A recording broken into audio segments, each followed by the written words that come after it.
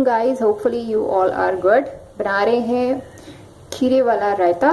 तो खीरे वाला रायता किस तरह बनेगा, इसके लिए हमने ले लिया है दही, खीरों को स्लाइस कर लिया, थिन स्लाइस कर लिए हैं, और साथ ही 1/4 टेबल स्पून ले ली है chopped green chilli, chopped mint. सब कुछ इसमें दही में ऐड कर देंगे, ग्रीन चिलीज, मिंट,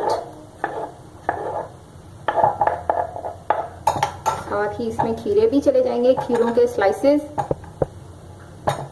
ये भी ऐड कर देंगे इसमें।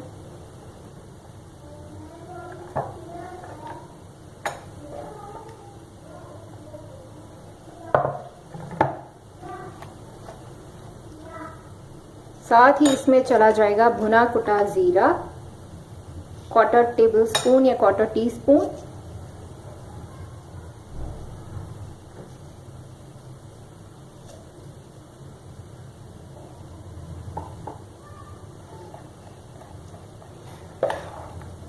इसमें ऐड कर देंगे सॉल्ट टू टेस्ट।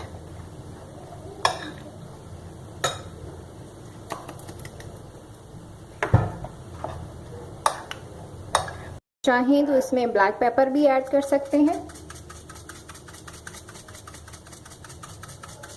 स्पाइसी करने के लिए।